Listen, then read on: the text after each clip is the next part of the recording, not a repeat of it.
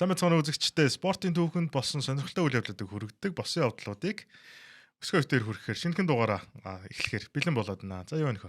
За 50 да. За энэ 7 хоногийн сэдв ямар сэдв байгаа гэдгээс үзэгчтэй тайлбарлаад хэлье те. Ааха. Өнөөдөр өсгөө өвтөр та бүхэндээ 21-р зуун буюу те 2000 оноос хойш NBA-ийн драфтын баст буюу одоо бүтлгүүтлүүд хүлээлтэн түрээгүй тоглогч нарыг танилцуулахаар шийдлээ. Гэхдээ энэ нь бол яг одоо юу гэдэг дийлэн хүмүүсийн санал нийлдэгч бай, нийлдэгч бай. Яг тэднээс нь заримыг нь шүүгээд ер нь бол сонгосон тий. Ер нь паст гэхээр үзэгчд мэдчихэж байгаа бах тий. Тухайн жилдээ хамгийн өндрөөр үнэлэгдэж NBA-ийн драфтд орчоод яг тэр хүлээсэн амжилтанд хүрч чадаагүй.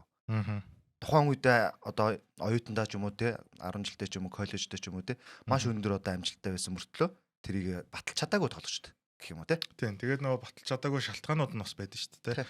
Эрүүл мэндийн шалтгаанаас юм уу эсвэл баг нь эртхэн мэдээд солилцоонд оруулсан байдаг ч юм уу тий. Эсвэл тухайн багтаа импакт муу, статистик муу, одоо тоглолт нь муу гэдэг ч юм уу. Маш олон төрлөөр одоо хүлээлтэн түрээгүй тэдгээр тамирчдыг дуртахаар болсон байгаа. За хоёул энэ сэдвийг эхлэхээс өмнө ер нь ингээд чиний бодлоор одоо хүртэл ингээд болсон бастууд ингээд бүтлгүүцсэн тамирчдыг ер нь хамгийн гол шалтгаан нь юу гэж бодож байна ер нь? Юу яд юм шиг байгаамаа. Зүгээр ингээ хараад хаад. Тухайн баг одоо тухайн драфтаас одоо сонголт хийхдээ сайн тоглогчоос илүүгээр өөртөө хэрэгтэй байрлалыг авснаар заримдаа бурууддаг юм шиг санагдаад байгаа. Тэ. Тэгэхээр багаас хамааралтай болчиход байна тий? Тийм, багаас хамааралтай болж байна. Эсвэл тухайн тоглогчийн одоо 10 жил хай скултэй ч юм уу те эсвэл коллежид үзүүлж исэн тэр тоглолт нь эсвэл тухайн хүний одоо хүмүүжил тоглогчийн характер гэдэг ч юм уу тэдгэр зүйлс нэг бас мэдэх боломжгүй зүйлс бас шалтгаалдаг л байна л та.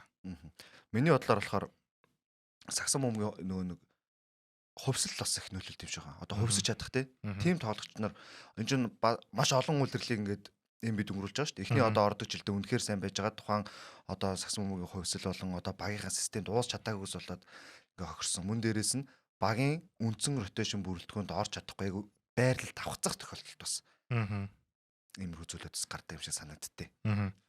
Тэгээд зүгээр жишээ болгоод классик жишээнүүд байна л та. Зүгээр яг товч дууртахад хоёлоо болохоор энэ удаа 2000 оноос хойш байгаа. Ярина. Гэхдээ жишээнүүд гэх юм бол Sam Bowie 1984 оны драфтын 2 дахь сонголт Portland Trail Blazers сонгосон. Гэхдээ түүний дараа бидний сайн мэдгээр MJ 3-аар сонгогдчихсэн тийм. Тэгэхээр зүгээр энэ бол зүгээр жишээ маягаар ингээ сонирхуулахад ийм зүйлс багуудын хооронд одоо болдог тийм. Үнэхээр яг өмнө сайн тоглогч байсан эсвэл одоо хоёулаа яриад байгаа баст гэдэг байгаа ч юм болохоор тоглогч нь өөрөө болоогүй байна. Эсвэл драфтаар сонгохдоо түүнээс хойшоогоо драфтууд нь түүнээс илүү амжилт үзүүлчихээрээ бас тухайн тоглогчтой харьцуулагдаад баст гэж нэрлэгдэх болчиход байгаа шүү дээ заримдаа бол. Тийм заримдаа бас энэ менежерүүдийн маш одоо буруу шийдвэрүүд нийлүүлээд тийм багийн эзэдийн нөлөө ороод байдаг гэх мэтчлэн юм уу тийм иймэрхүү тохиолдол бас байгаад байгаа шүү. За.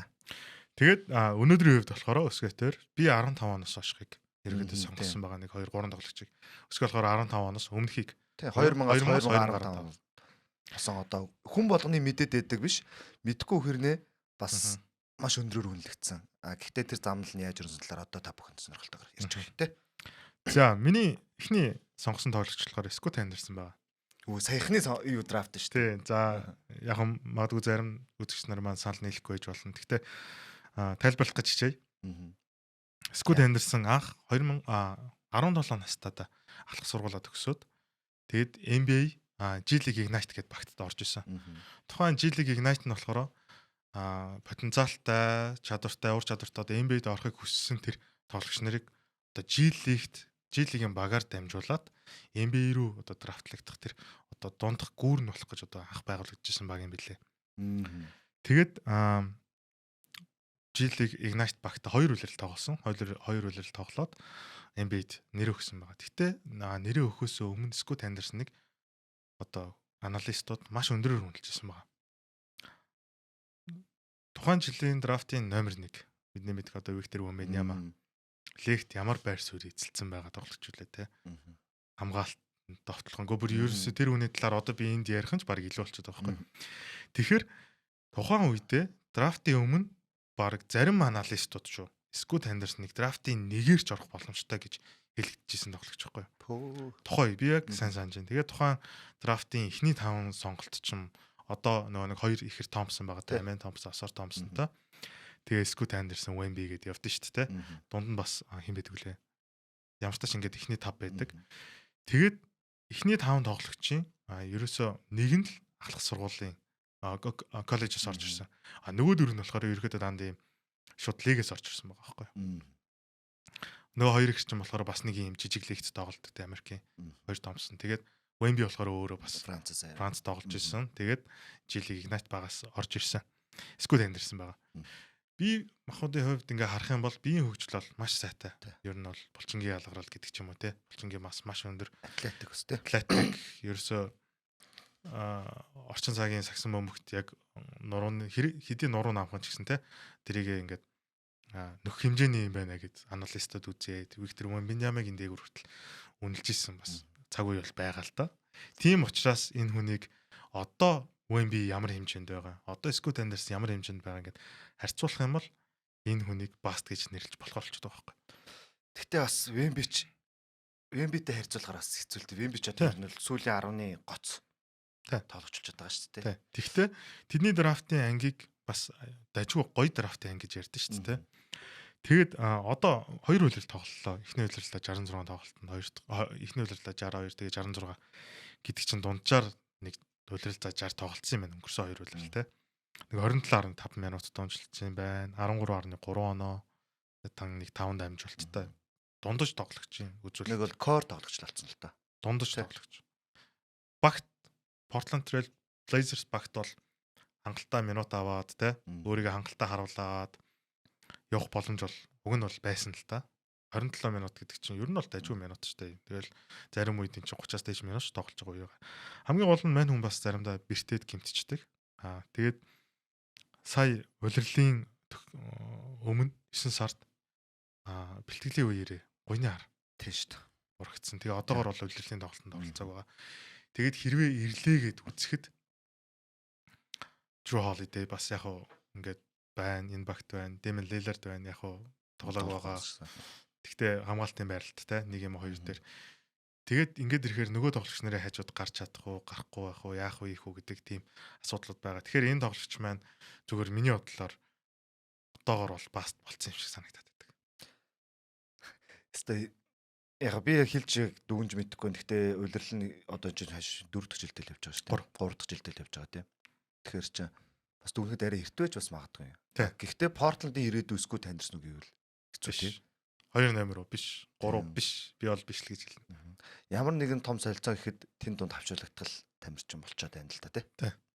Тэгэхээр одоо нөгөө руки гэрээ дуслаа, дараагийн гэрээ байгуулын инэ тэр гэхээр ер нь бол мань хүнд жоохон боломж хэцүү болчиход байгаа байхгүй. Адаглал Washington Wizards багцд John Wall байхдаа багнд явахгүй ч гэсэн өөрийнх нь статистик нь ер нь ингээл гоё дээшлээл өөрийгөө харууллаа All-Star хэмжээнд ингээд яваад идэг байсан шүү дээ жишээ нь. Тэгэхээр мэдгүй миний бодлоор бол одоогор бол бас тэгтээ санал хэлэхгүй хүмүүс байж байгаа шүү дээ. За чиний хувьд Скут Андерсоныг үзсэн байна те. Би ч одоо 2015-аас өмнөх гэхээр ялчгүй жоохон эртүүлөө орох гэдэг юм л да. За миний танилцуулах тоглогчийг нэрлэхээс өмнө би чанд хэдэн нэрнүүд хэлээ те. Carmelo Anthony, Chris Bosh, Dwayne Wade гэсэн Hall of Famer тоглогчид. За дээрэс нь David West, Boris Diaw, Mo Williams, Kyle Korver, Chris Kaman зэрэг за дор ээж нэг удаа All-Star-т сонгож ирсэн тоглогч юм байна. Эдний дээгүр сонгоцсон нэг тоглогч байна. За энэ ирэх юм бэ гэхээр 2003 оны драфтын 2 дахь сонголт буюу домог болсон LeBron James-ийн дараагийн сонголт болсон. Darko Milicic хэмээх Сербийн тоглогч байгаа. За саний хэлсэн нэрнүүдийг бодоод энэ бүх нэрнээс дээгүр сонгогдсон гэхээр энэ хүний тухайд ямар амар өндрөөр үнэлж ирсэн гэдэг нь ойлгомжтой байгаа тийм. За Memphis Grizzlies юунд сонгогдсон? Detroit Pistons сонгогдсон. Гэхдээ ирэх нь бол Memphis-д байсан. Memphis ирэхэд Detroit өнгөрсөн 98 оны солилцоогоор нэг юуны тамирчин солилцоогоор энэ эрхийг аваад тэгээ 2003 онд сонгож байгаа. Ингээд Detroit төрж байгаа. За энэ тамирчин яагаад ингэж өндрөөр болгох шалтгаан ерөөсөө тухайн үед юм өндөр Европ тоглогчдыг ид гарч ирж байсан үед. За Dirk Nowitzki, Pogozol. Тэ гих мэт одоо ийм Андрей Кириленко гэдэг ч юм уу те. Гих мэт ийм маш өндөр ур чадвартай Европ тоглогч нар NBA-д өндрөөр үнэлэгдээд ирсэн цаг байхгүй. Тийм тий. Энэ бүх шалтгаанууд манай одоо энэ Darko Milicic-тэй хамралт болчихж байгаа. 2 м 13 см өндөртэй. За тэгээд төвийн байрал тоглолдог. Өсвөр наснаас эхлээд Сербтэй од болцсон.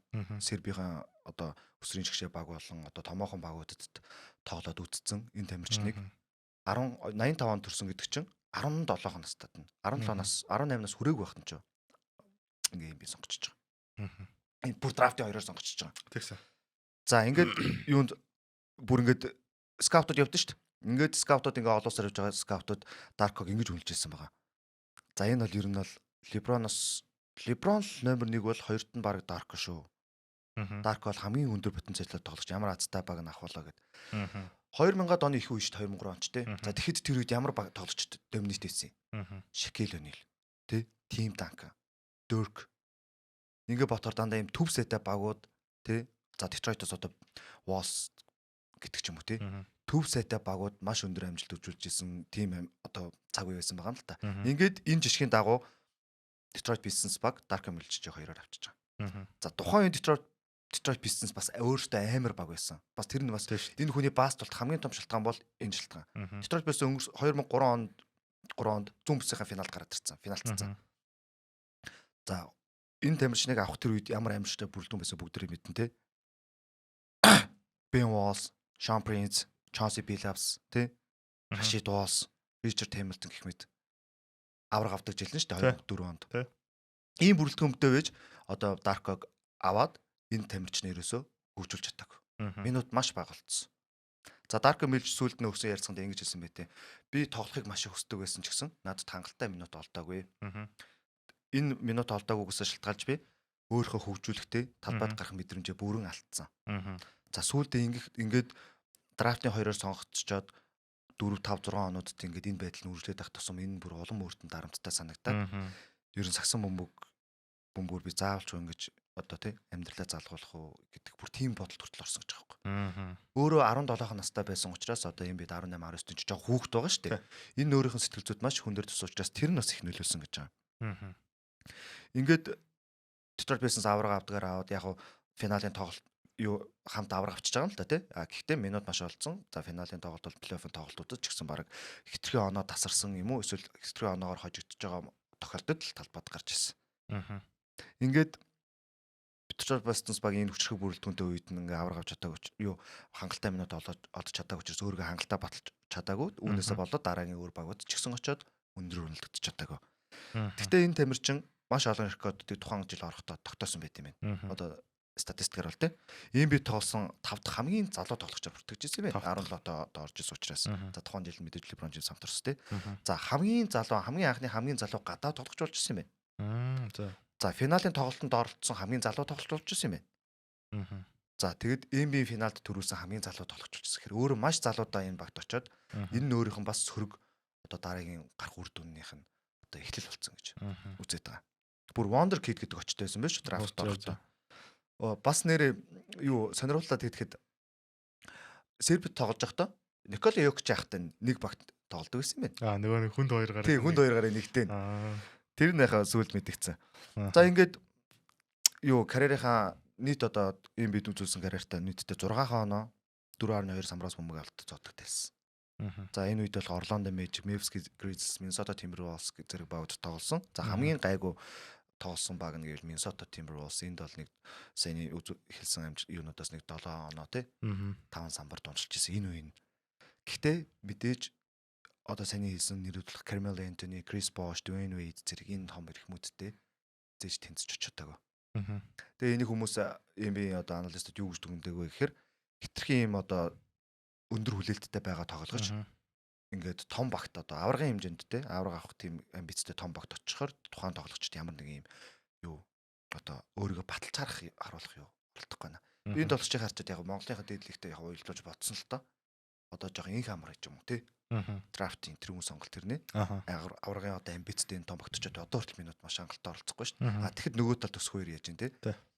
Авраг авах амбицгүй багт те. Ингээд тогтмол ингээд тоглох минут аваад явж тэгэхээр ийм гаргалах гараад байгаа. Тоглогчийн хөгжилд шал өөр болчихж байгаа юм л тийм. Энд талбай дээр 2 минут донжлно гэдэг чинь юу гэсэн. 2 минут гэдэг чинь яаж тэр 2 минут нь ерөөсөө л одоо юуны юу штэ. 20 оноогоор тасарсан за 20 оноо жоох тий их оноогоор тасарсан эсвэл бага оноогоор биш их оноогоор хожигдож байгаа. Ийм тохиолдолд талбад гарч байгаа. Тэгэхээр өөрийгөө харуулах ямарч боломж байхгүй. Тийм шүү дээ. Тэгээд ингэж ярьдэн шүү дээ. Яг нөө Darko Milicic-ийн хувьд хэрвээ түүний оронд те оронд нь зүгээр 3 4 5 дээр сонгохдаг байсан хин нэг нь байсан бол Detroit Pistons багийн ирээдүй дахиад цаашаа үргэлжлэх байсан гэж ярьдэн шүү дээ. Ер нь бол Darko Milicic-ийн оронд зүгээр Melo тавиад үзэлт те. Тэгэх юм бол тухайн багийн ирээдүй хэр одоо өнгөтэй өдтэй байх байсныг зүгээр ер нь бол сонирхогчд бүгд л ярьдаг байсан шүү дээ. Ингээ бодохоор хэрвээ гэд яриад маш олон зүйл орчихсон. Тэгээ Ведиг одоо тэнд тавиачаад тавихад тухайн тавихад гэдэг 50-50 одоо сонгох те Detroit ямар ч байх юм бэ? NBA ирээдүй хүртэл шал хонд олно үстэй. Тэгэхээр бас нэг ийм хэрхэн байна да. 2003 оны драфт угаасаа бүх цаг үед яригддаг те. Тэгэхээр тэр дунд маань бас нэг ийм харамсалтай. Ерөөсөө л байрлал болон минут олдоогүйгээс шалтгаалаад ингээд тэгээ дээрэс нас өөрийнх нь насан нас нөлөөлж байгаа юм л да. Жоох хөвгт очсон те. Ингээд тэр олон шалтгаануудын улмаас баст гэж одоо нэрлэгдэж явж байна да. Окей. За миний хувьд дараагийн ярих тоглогч болохоор Wiseman-ыг сонгосон байгаа. James Wiseman. Бас л яг саяхны драфт шүү дээ. Драфтын өмнө анх ер нь айгүй өндрөөр үнэлэгдэжсэн юм билээ. Өндрөөр үнэлэгдэхдээ хинтээ харьцуулагдчихсан бэ гэхээр Anthony Davis шиг атлетик байдал цан чанартай, тэ бие хөдөлгөөнтэй, Chris Bosh шиг ур чадвартай, шидэлттэй гэл тэ. Тэгснэ Hasan Whiteside шиг ерөөдөө хамгаалтын одоо төстэй байдалтай гэх юм уу тэ. Тэгээ бодоод үзэхэр чинь хурдтай, хөдөлгөөнтэй байна, шидэлттэй байна. Блок ер нь бол айгүй их сайн хийд юм байна гэл. Гэхдээ хамгийн сул тал нь болохоор хөлийн хөдөлгөөн хурдтай байдалтай. Бутгатал багаас гараад 3 шугам руу ойртоод дөх тусмаа ерөөдөө хажуугаар нь хэрвээ жижиг тоглогч байх юм бол эсвэл pick and roll дээр switch хийгээд солих юм бол хөлний байдал удаан учраас хамгаалт муу гэж үнэлэгддэг байсан юм байна. За тухайн улиралт чинь энэ чинь 2020 оны драфтаар орж байгаасаа тоглогч. 20 оны драфтын номер 2. Бас л өндөр сонголт шүү дээ. Тэ. 19-20 оны улиралд Golden State баг лигийн хамгийн муу амжилт хийсэн болсон. Ерөөсө 15 хожил авсан. Бүсийнх юм биш бүр лигийн шүү те. Тэгээд драфтын лотерейн өмнө одоо хамгийн муу амжилттай байсан учраас драфтын нэгээр сонгох магадлал хамгийн өндөр байсан. Гэхдээ тухайн үед нь Minnesota Timberwolves бас яг лотерейд ерөөдөө дээшээ байр ахиж орж ирээд 3-т байсан. Нэгээр орж ирээд Golden State 2-лоо унсан байгаа. Драфтын эхний 3-ыг mock draft-аар үзэх юм бол Lamelo Ball нэгт байсан, Wiseman 2-т, тэгэнгүүтээ Anthony Edwards 3-т байсан байхгүй. Тэгэхэд Minnesota Timberwolves Anthony Edwards-ыг аваад Golden State Wiseman-ыг авсан байгаа. Яг яалтч нөө тухайд Golden State байрал дээрээ бодчих авч байгаа юм л да тий. Тийм, байрал дээрээ бодсон. Тэгэхдээ тухайн бүрэлдэхүүн бол бас ч тийм таарахын бүрэлдэхүүн биш шүү. Яагаад гэвэл 22 онд тэд авраг авсан шүү дээ. Clay-тэйгээ байгаа Stephen Curry, Draymond Green, тэгээд Jordan Poole, Jordan Bell одоо бүгд байсан одоо тий. Хучин одоо яг залуу тоглогч нар. Тэгээд үүн дээр нэмэгдээд драфтын 2 гэдэг бол ер нь аюу том тоо шүү дээ. Тийм шүү дээ. Ялангуяа сүүлийн жилүүдийн драфтын эхний 5 сонголт бол ер нь л хамгийн шилдэг тамирчид орж иж байгаа шүү дээ. Тэгээд зүгээр Wiseman-аас хоошоо сонгогдсон тоглогч нарыг харах юм бол Lamelo Ball яг дараа нь сонгогдсон. Тэгээд Danny Avdija байна. Одоо Portland-д ямар гоё яг лидерийн өөрийгөө ролтой маш гоё тоглолт үзүүлж байна. Шидэлттэй бол шидэлттэй тий. Жишээ багтаж гэсэн амар байгаа тий. Тий амар. Тэгээ одоо Tyrese Halliburton өнгөрсөн улиралд финалд гараад үзчихлээ. Лигт бас хүлээн зөвшөөрөгддөг тоглогч болчихлоо тий. Тэгэхээр миний зүгээр асуух гэдэг юм нь болохоор түрүү эхлэхэд хэлжсэн шүү дээ. Байрлалаас болоод одоо сайн тоглогч нарыг заримдаа алддаг юм байна. Хэрвээ зүгээр одоо энэ саяны нийт орчин зүгээр энэ гурын нэгийг авъя. Golden State-ийн өнөөдрийн үйлрэл арай өөр байх юм байна. Хэрвээ гэвэл ер нь тийм тий. Адаглаад болио л тоо. Энэ гурыг авъя л да аль нэг нь солилцооч болно шүү дээ. Тийм шүү дээ. Одоо Wiseman хаана вэ? Чөлөөтэйгэнд ажиллах байх шүү дээ. Лигт ажиллах. Өнгөрсөн үйлрэлд Индианад байсан. Тэгээд энэ үйлрэл бол за уучлаарай чамаг одоо юу гэдэг NBA-ийн баг ер нь сонирхгүй байна гэдэг тэр одоо ойлголтыг бол өөртөө өгсөн байгаа шүү дээ. Ямар ч баг түүнийг ажилд аваагүй байна. Одоогор гэрээгүй байна. Тэгэд бодохоор түүний дараа сонгогдсон тоглогч нар бол одоо бүр яг лигт ажилдаа гэхээсээ илүүгээр тухайн бага өдөртөө тавьж байгаа тоглогч нар. Тэгэхээр тухайн багт заавал драфтлагдлаа гэж ер нь тоглох албатай юм. Сайн тоглогч аваад тэргээд дахиад цаашаага трейд хийгээд болдгоо юм уу гэдэг нэг тийм асуулт надад төрсөн байхгүй.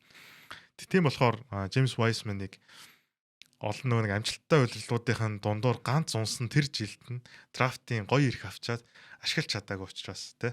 Тэгээ одоо тэр хүлээлтийн одоо цаана ажилгүй байгаа яг тэр Вайсманыг л баст гэж хэлмээр байна. Вайсман яалч одоо хөгжөө гэлтэй. Минут өгсөн шүү дээ. Минут зөндөө өгсөн. Авраг авдаг жил бас хөргөн тоглосон. Хүмүүс ч хүлээсэн. Зараа жил нь дахиад сайжрах болоогүй хүлээсэн. Бүр нэгсэг голдонгийн ирээдүй гайгүй тоглож исэн юунууд нь тоглолтууд нь баг голдонгийн ирээдүй ч баг Вайсман уу Жордан Бэл өнтер гэж ярьж ирсэн шүү дээ. Тэгээд юу байсан шүү дээ. Гимтчээд яг нөгөө гимтэлтэй тоглогч нар нөгөө нэг жилиг инээ тэр тоглолдог л та. Гэхдээ ер нь бол жилигт бас нэг хөргийдэн тоглолт моголтод сүулдэ бүр тоглоод явцсан шүү дээ. Тийм суур бүрэлдэхүүн үнэхээр байх ёстой тоглогч үгүй юу гэж зөндөл ярьдаг байсан Вайсманыг тий. Тэгээд ууг нь одоо нөгөө Андре Богут, нөгөө Space Center гээд тоглогч нарыг явсны дараа тий. Вайсман хэрвээ олигтойхон шиг зүгээр яг нөгөө хүлээлтэн түрээ тоглолцсон бол Golden State-ийн бүрэлдэхүүн маш гоё тий. Ер нь тэгэл одоо хүртэл магадгүй өршөлтөнд явж явах үг гэсэхгүйсэн шүү дээ. Яа оронд нь хавдыг явсан бол яах вэ? Гоё шүү дээ. Тийм эвгүй тий. Одоо бол бас ер нь бол өрөнд бол бас эвгүй хэврээл байж байгаа тий. Боли Ламела болыг аваач. Битгүй Ламела бол надад нэг голд таарахгүйсэн гэдэг. Таархалбгүй шүү дээ. Тэр ч тийм шүү дээ. Зүгээр нэг хөөрхөн гоё дүүн тоглогч болоо л явчих шүү дээ. Тэр чинь ингээс солилцоогоор. Тийм шүү дээ. Тийм ер нь бол үнд хүрчин тий. Тийм үнд хүрчин тий. Асуудал. Тэгэхээр тийм учраас бүр ямар нэгэн байдлаар ашиглахч боломжгүй болсон тоглогч л байна л да. Хоёр дахь сонголт яалч өндөрлөлтөө тий. Тэр чинь юу өнгөрсөн үйлрэлт нь юу Стефи гимтдэг жил тэгээд унтсан тий. Стеф гимтдэг баг бүтэн үйлрэлт тоглох шүү дээ. Тэгээ гол нь ч амар муу 15 ажиллагдчих таа. Тэгээ бүр зарим тоглогч нь албаар баг евро драфт руу унлаа гэж хүртэл ярьдаг байсан шүү дээ. Тэгснээ удаагүй 22 онд ч аврах гэсэн шүү дээ. Би Вайсманыг бол үнэхээр баскетболын зөвшөөрч байна. Бүр тэгж амар өндөр хүлээлттэй орж ирээд яж очсон баг нь Golden State-тэй үнэхээр том баг байсан. Тэгээ тэр баг нь юу гэдээ ярьжсэн чинь харагдаад гисэн. За миний сонгосон тоглогч бол за бас л эртний тоглогч гэдэг байхгүй заадлаа. Чи тэгтээ ер нь угаас 15-аас өмнөхөр чи яалчгүй хуучных болоо ичж байгаа шүү дээ. Гэтэ энэ бол тоглогч бол нэх хуучных ш. Чи сонсч ирсэн үгүй Хашим Табет гэдэг. Юу санал бай. За энэ тоглогчийн дараагаар ямар тоглогч нар сонгосныг хэлээ заяа. Тэгэхээр бүр амар шүү дээ. Джеймс Харден, Стефен Кори, Демар Жоузен, Жюри Холидей, Джеф Тиг зэрэг лигийн одоо сүүлийн одоо 10-ыг өнгөрсөн одоо бүр 2-3 тамирчинд яваад шүү дээ. 10 цаашаа бүх цаг үед яригдах тоглогч нар шүү дээ. Одоо энэ саний миний хэлсэн нэрнүүдийг дуртахад л Стеф, Жюри Холидей гээл тэгэхэд те Джеф Тиг, Демар Жоузен, Джеймс Харден гэхэл ямар юунууд вэ те хитэн бүгчж байгаа юм. За Memphis Grizzlies баг 2009 оны драфтын 2 дахь сонголтоор сонгогдсон. За энэ тамирчин маань өөрөө Танзани улсаас гаралтай. Яагаад сонгогдсон бэ гэхээр 14 настай 2 метр төрсэн заяа. Гэхдээ энэ хүртлээр сакс тоглоогүй. 15 настайгаас л сакс өмгөтэй танилцсан. Танзанд. 15 таас гэсэн үү? Тийм, маш хой сакс өмгөтэй танилцаад гэхдээ маш хурдан хөгжсөн. За 17 настай Америк нэгдсэн улс руу суралцахаар ирээд за тэндээс мэргэжлийн сакс бөмбөх ерөн сакс бөмбөгтэй холбогдоод саксаараа хөгжиж гисэн. За энэ хүнийг яагаад ингэж өндөр сонгосон шалтгаан нь ерөөсөө коллеж амжилт. За Юкон их сургуульд орохдоо ерөөсөө Америк коллеж сакс бөмбөгийг ер нь авч болдог. Тэ хувь тамирчин авч болдог. Хэн шагналуудаас ер нь авсан. 2 удаа Big East Defensive Player of the Year болсон. AAC Defensive Player of the Year болсон. За хаалт, хамгаалалт, биеийн өндөр тэ тэр зэрэг зүйлүүд дээр одоо маш одоо коллежтой эзэрхэг тоглогч гэж нэрлэгдэжсэн. Нэг тоглолтод бүр 10 блок хийжсэн. Энэ одоо коллежийн тухайн одоо сургуулийнхаа одоо хамгийн өндөр үзүүлэлтээр бодогддог. За нийт өндөр нь 221 см төртэй. Үнэнхээр үлэмж биетэй тоглогч. За NBA скаутууд яаж үнэлсэн бэ гэхээр түүнийг дараагийн Мотон Бол гэж харж ирсэн ерөөсөө. Яж хат нөгөө Танзанаас гаралтай. Африкаас ирсэн. За тэгээд ер нь бол NBA шилдэг хамгаалагч болох нөөц боломжтой тийм тоглогч гэж үзсэн бол энэ тоглогч NBA дээрээд идэж чаддаг. За Memphis Grizzlies багт дээрээд Memphis Grizzlies багт ердөө маш цөөхөн минутыг тоглосон. Тэгээд ерөөсөө л орчин цагийн сакс бөмбөгийн золиос гэж хэлсэн бол шидэлтгүй. Шидэлт маш муутай. За мөн дээрээс нь хөлийн ажиллагаа муутай, хурд удаантай. Ийм тоглох шиг ерөөсөө 10 минут, дээдл нь 10-15 минут л ашиглах боломжтой болсон цаг үед. Ирж ингээд өөрөө хөгжиж чадаагүйс болоод ингээд. Гэхдээ хэдэн үлрэл тоглолоо? Ер нь бол нэг 17 хүртэл тоглосон шүү. Тэгэхээр нэг 8 жил үү те. Тэр хавцаа тоглосон. За энэ замд болохоор Memphis Grizzlies, Houston Rockets, Portland, Oxy, Philly зэрэг багууд тоглож исэн. Тэгэд ерөөсөө л альж багт оцоо өөрийгөө баталж харуулж хангалттай нуталж чадаагүй. Ерөөсөө 2.2 хоноо нийт замлалтаа 2.7 самбар 0.8 блок. Дончижсэн. Та бидийг санджлаа л да. Би Төкей тоглохыг дуртай. Өмнө бас нэг ярьжлээсэн баг. Тэгээ Төкей дээр яг Memphis-ыг авахар яг нэг амар урт өндөр нөхөр өгдөг гэсэн. За энэ тоглогч яг өнгөрсөн жишээтэй ижлэн яагаад вэ гэдэг нь бас тайлбарлаад хэлгээдтэй. Яг өнгөрсөн жишээтэй ижил түүнд орон зай үнэхээр бас олдог. За 2000 оны Memphis-ийг иргэн саний те Pogozol, Zibo. Тэ Rudy-г. Тони Аллен. Marcus харин. Marcus уу юу? Тийм Marcus юм. Mark ороод ирсэн байгаа шүү дээ. Пау явсан Marcus зол ирсэн. Ингээ бодохоор түнд одоо Zibo тэр хоёрыг гэхэд гарааны түүнд болгоч ирэхийг үзэж олох боломжгүй. Ийм үед бас л нөгөө нэг байрлалын давтсан одоос золиос усан гэх юм уу. Тэгэд энэ тамир чи харамстай нь хамгийн өндөрөөр драфтаар сонгогчдод G-лиг рүү маш хурдан хугацаанд явсан гэж тоглож бүртгэгдсэн юм бэл. Яа, тэгтээ драфт ангууд нарай яриад ангийнхан. Тэгээ бодтой Memphis одоо Steph. Одоо дахиад хэрвээ ярилтэй Steph ч юм уу Harden авсан. Яг яриа л та. Зүгээр Harden-ыг аваач. Тэгэл тэр чин Memphis ч амар баг болно шүү дээ. Chandler Parsons-ыг багт оноо авахч эрэхтэйгээд авсан шүү дээ. Аваад тэгээд тэр бүрэлдэхүүн фейлдээ тэр баг тарж ирсэн шүү дээ. Тэгэхээр зүгээр тэр багт хэрвээ зүгээр оноо авахч байсан бол ямар амжилт нөрхийг мэдэхгүй л. Хамгаалт бол юу ярих вэ те? Джеймс Хардангаар товтлуулаад за товтлуулагч байх. Тэгээ Джеймс Хардан дээр товтлооны ачааллын нөгөө л мань дөрөв бол үнэхээр амар амс. Memphis чинь тэгээд ер нь л плей-оффт хамгийн эвгүй багуудын нэг байсан шүү дээ. 8-аар гарсан жилээр Spurs-ийг гусацсан шүү дээ. Муухай жил гэхгүй. Тэгээ бодохоор тухай Memphis болон Memphis-ийн удирдлагууд маш одоо том алдаа хийсэн гэдэг нь харагдаж байгаа. Яг коллеж дүүнэр амар байсан юм байл л дээ хамгаалтаар бол дэлдэг. Коллежийн түвшинд хамгийн одоо эзэрхийг хамгаалагч хүртэл хэрэгжижсэн.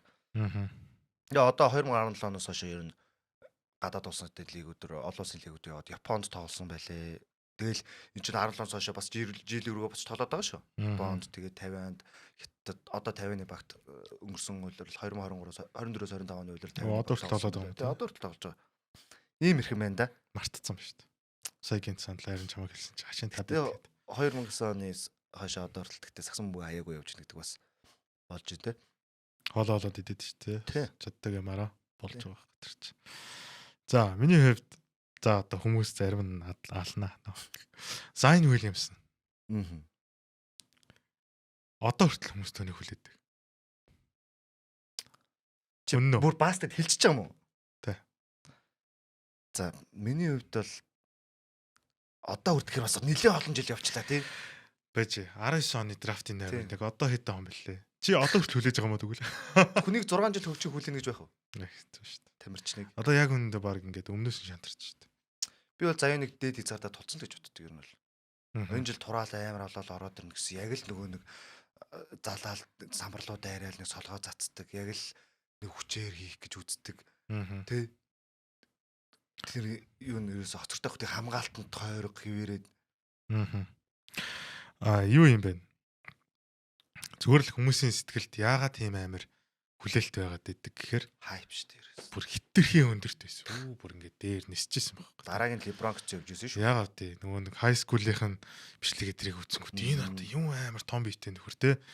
Их хүүхдүүдэд тоглоод та энэ одоо бүр арай л бяртай чадaltaй бүдүү нөхрөөгээл ярьдаг хэвээр. Эмбид ороод ирэгээ те. Солгоо LeBron гэж очлогддог. Ер нь тэгтэл LeBron-ы нэрээр айгүй их олон хүн нэрлэгдэж байна. Дараагийн LeBron гэлтэй ядаргаатай. Дараагийн MJ гэл дараагийн Kobe гэх юм л их тэгдэж шүү. Гэтэ яг үндэ ер нь түүхэнд MJ нэг л байна, Kobe нэг л байна, LeBron нэг л байна шүү дээ. Lonzo Ball ч бас дараагийн Steph гэсэн л явж исэн шүү нэг хэсэг. Тэгэхээр зүгээр яг ярих нь гоё юм. Гэтэ яг үндэ бид нарт ингэж нэг үнэхээр дараагийн тэр хин байна уу те байж чадчихаагүй юу гэхээр нэг нүг хэлэхэд 19 оны драфтын номер 1 Zion Williamson баст гэж би бол бодож байна. Гэхдээ шалтгаан нь болохоор биенжин гэмтэл гэж хэлмээр. Аа. Яг хөө биенжинг бол хувийн сахилга баттай илүү холбож байгаа байх. Тий. Өөрөө маш их нэг чихрийн сахарын хэрэглээтэй өндөртэй. Үгүй ер нь амар хоолны аппетиттэй юм байл шүү дээ. Байлаа шүү дээ. Чи харж ирсэн юм уу? Үгүй тэр нью-Йорклоос хотч өөрөө маш гоё. Ер нь бол Америкийн хамгийн гоё хоолтой хот гэдэг байгаа шүү. Маш гоё ресторануудтай, хоолны ресторануудтай. Тэгээд тэрнээс нь салж чаддаг юм шиг. Тийм. Тэгээд хувийн сахилга бат байна. Нөгөө талаараа одоо давхцал их цаашийн Pelicast ингээд байгаа тоглогч нарыг харахаар ерөөдөө бэртэл гэмтэл айгүйх байдаг. Гэхдээ үнэхээр яг хувь тоглогч нь өөрөө бэрт гэмтгий юм уу? Одоо эрүүл одоо энэ таргалтаас нь болоо бэртээд байгаа юм уу? Эсвэл тэр багт байгаа учраас бэртээд байгаа юм уу? Мэдхгүй яг яагаад бэртээд байгааг нь мэдхгүй байна. Ер нь бол бүтэн өдрөл тоглосон тоо хэцүү шүү. Тийм шүү дээ. Тэгээд драфтын ангийнхныг нь харах юм бол Jamorant 2-оор сонгогдсон байгаа. Гэтэ энэ анги бас ингээ харсан чинь тэмч сайн биш англи. Жохон хэцүү харагдчихлаа шүү. Java Archie Barrett байгаа тий. Тэнгүүтээ одоо бага төлөөлөөд ингээд толгоолоо явж байгаа гэх юм бол Tyler Hero гэж болж байна. Garland яг ингээ байж болж байна. Магадгүй зүгээр хэрвээ Zion Williamson-ы оронд Jamorant Pelicans байсан бол бас арай нэг өөр байх уу? Эсвэл зүгээр адилхан уу хэрэгт орохгүй байх юм болов? Адилхан уу? Надад тэр энэ драфтын угаас яг тийм Zion л угаас хамгийн өндөр үлээлтэд орж ирсэн шүү дээ. За яг Archie Barrett байсан. Жаа бол тийм потенциалаараа хөгжөөд баг манлал хэмжээний тоглож шиг хүмүүс хардаг байсан баг. Одоо бас ямар баг бүгд мэдчих тий. Garland ч бас нэг хэсэг бас энэ драфтын төлөвлөлт бас өнгөрсөн жил 2 үлрэлт бол бас нэлээд амжилттай одоо буцаад яг л ингээл нэг юм энэ драфтын яг ийм макстай хүрсэн юм санагдаад байхгүй надаа. Энэ тамирчаас одоо дахиад юу үлээх юм бэ? Угсаа аргагүй шүү дээ. 2019 он шүү дээ. Тий. Одоо Archie Barrett-аас юу үлээх үү? Java Morant-аас одоо юу үлээх үү? Тий, яг үүнтэй адилхан байхгүй юу? Нөгөө нэг бусад тоглогч нарын хүлээлт нь дуусчаад гисэн. Zion-ыг яагаад дуусахгүй байгаа юм бэ? Хүмүүс яагаад үлээгээд байгаа юм бэ? Би өөр тэрийг гайхдаг. Мэдгүй нөгөө бэртлэлт ихэнх хугацааг алдсан болохоор тэгт юм болов. Улирал дундчаар 42 тоглолтод оролцож байна. Дундчлаад үзэх юм бол тоглоулсан. Тоглохгүй нэг үзээд байгаа юм шүү дээ. 35-аас 40 сая долларын цалин авч байна. Ойр хэдэн жил те. Улирлын талд тоглож байгаа хүнд баг шахуу Макс, баг гэж ер нь Макс гэрээ өгж байгаа нь багт одоо аюу тийм юм орон гарan л байна л да. Энэ хүнийг бид нэг ингэдэг мөнгөөгөө тоглуулчих ихээр нөгөөдг нь тоглохгүй. Тэгвэл явуулчих ихээр бас явуулчих чадахгүй те.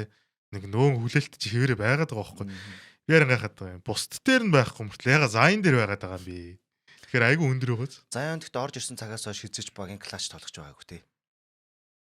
Юу гэж бодож байна. Би бол зүгээр л гэмтдэг л тоглогч гэж харж байна. Гэхдээ яг хуу тоглолт дөрөв хэлсэн шүү дээ. Тоглуулсан.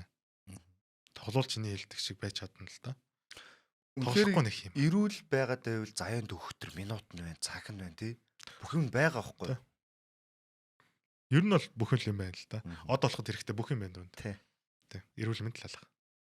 Тэгэхээр хэцүү. Хариуцлага алга бас тий. Түрүү нөгөө нэг ихний хэнийг ярьж байсан, Scoot Henderson-ыг ярьж байсан.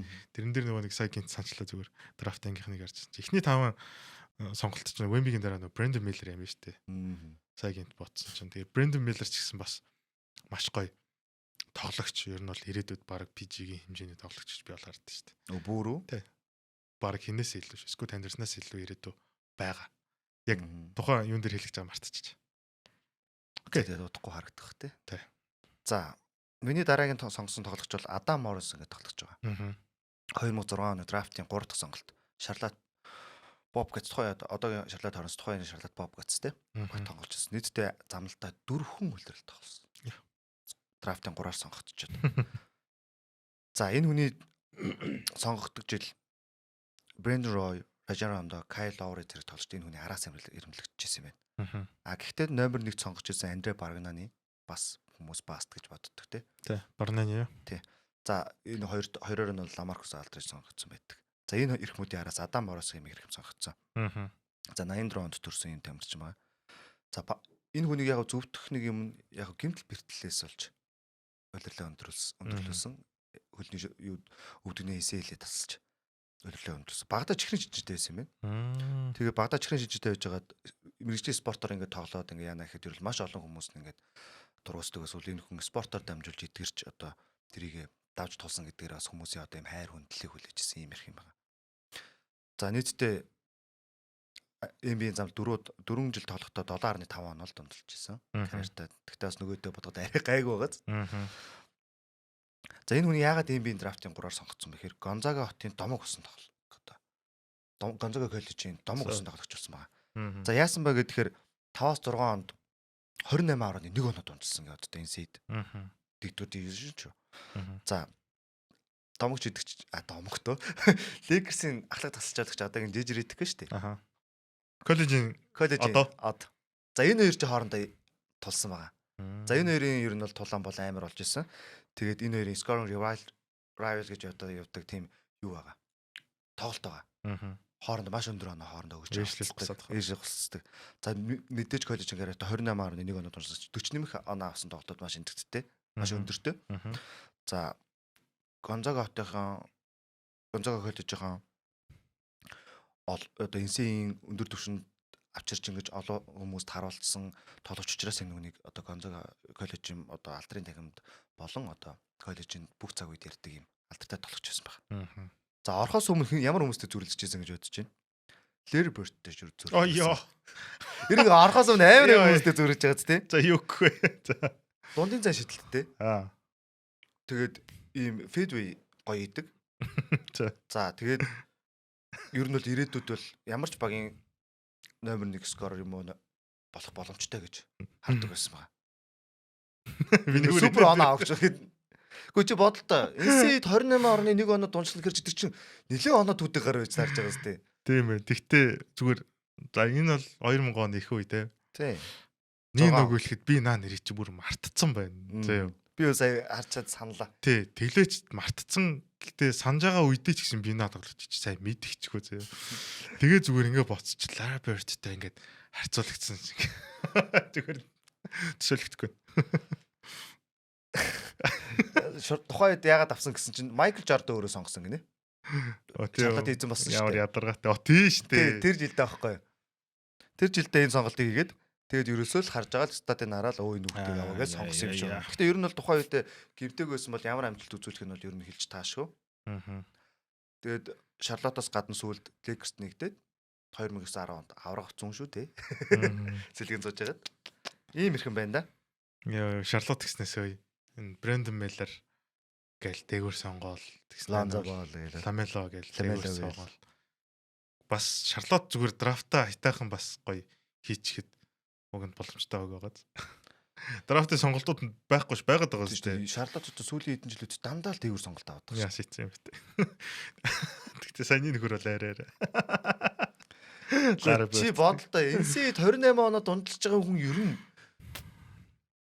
бас юу штэ. Яг уу байрлалын хувьд тий. Ямар байрал тоглодог вэ? SF байрал. SF. За ер нь бол юу юм да довтлогч юм да тий. Forward тий. Тий forward. Тэгтэл үнэхээр амар өндөр үнэлсэн байна тий. Өндөр. Өө наа чин бүр нөгөө нэг юм солгол LeBron гэдгээс илий сонсогдчихээн яг үнэндээ. Яг бид нар үлээ тухайн үе шинжээч чинь нөгөө нэг ингэдэж чинь ямар нэгэн тамирчныг юм сүртэй болохын тулд тий. Одоо ч бол багуудад үнд хүрэхийн тулд нэг амар нэрнүүд үлээж тань наач дараагийн Larry наач дараагийн Steph гэдэг амар тэрний нэг л яваад орчихгүй. Үнэхээр амар. Одоо чи зүгээр ингээ харалтаа Zion Williams-ыг эсвэл Ben Simmons-ыг дараагийн LeBron гэвэл яг хөө байж болох ингээл те. Эсвэл одоо Dion Waiters-ыг юу гэдгийг дараагийн Wade гэхээ. За яг хөө ингээл байж наач юм бол тэ хитрхи бүр нөгөө нэг өөр ертөнцийн харьцуултаа байна. Юу бол чи сонсоод бол зүгээр энэ төлөөр чи. За нэг ийм ирэх мэд байна да. Тэгээд аль болох те хүмүүсийн мэддэг Greg Oden, Anthony Bennett гэх мэт тамирчдыг онцлсонгүй бас хуучин мартагдсан. Гэхдээ мэдээж энэ хүмүүс ямар хүмүүс одоо Hall of Famer гэх те. Бүр заалчгүй тийм домог биш Hall of Famer-уудын илүү үнэлэгдэж исэн юм. Тоглогчдыг л онцлоо да. Саяны чиний хуулцсан тоглогч нар болохоор ерөөхдөө тодорхой болцсон тоглогч нар. Минийх болохоор тодорхой магадгүй миний хувьд бол болцсон. Гэхдээ зарим хүмүүсийн хувьд эргэлзээтэй ч юм уу. Зарим хүмүүсийн хувьд л үнэхээр хүлэн зөвшөөрсөн. Нэг жоохон юм хоёр талд мэтгэлцээний байдалтай тоглогч нар бол бас байх шиг байгаа юм те. Жишээ нь Scoot Anderson-ыг хүмүүс бас гэж харж байгаа мó. Зарим нь бол магадгүй зөвшөөрөх байх. Зарим нь бол үгүй чи юу яриад байгаа л гэх байх. Одоо дөнгөж эхэлж гин гэж байгаа хүмүүс байгаа шүү дээ. Заяа бол гэхдээ хэдэн удаа хэдэн жил эхэлсэн бэ ер нь. Бодсон чинь жил болгоол энэ жил алнаа л гэж орж идэг. Тийм. Ер нь амар удаа хүлээч. Нэг нөгөөлөд биеийн тоглогчгоос гой тоглоосоо гэж хүсчлээсэн шүү дээ. Тэг үнэхээр байхгүй учраас л тэгэл өнөөдөр ярих зэдээ ийдсэн болцсон байна. За баярлалаа. Дуусгая. Дуусгачихгүй тий. За баярлалаа надад дуусгах гэхгүй. Үзэгч та бүхэн ч гэсэн өнөөдрийн бит хоёрын сэдвт ороогүй ямар нэгэн тоглогч та баст гэж бодож байгаа хуваалцаарай. Магадгүй бит хоёртой санал нийлэхгүй. Үгүй наа чи орохгүй юу яриад байгаа юм бэ гэд хатуугаа хийсэн ч гэсэн зүгээрээ бид нарт хэлгэж болно шүү. Тэгээд бит хоёр гоо сэтгэлээ чи ер нь уншдээ шүү. Нэг юм хэлэхэд хинэж төсөөлөөгүй баст гэж бодож байгаа хүмүүс шүү дээ. Мэдээж амжилт гаргацсан мөртлөө хинээс ч одоо санаанд ороогүй тийм бас тамирчтай байл тэр нэрийг бичиж бас яагаад гэж байгаа бас бодлоо бас бидэнтэй хаваалцараа тий. Тэгээд энэ чинь нөгөө нэг эрүүл мэндийн шалтгаанч байж болно тий. Тоглогчоосоо шалтгаалж болно, багаас шалтгаалж маш олон зүйлээс шалтгаалж баст болж байгаа учраас та бүхэн бас уулзвал бидний сонирхолтой байна. Тэгээ эргэцшин дугаараар уулзтлаа. Баяр таа үзэгчтэй.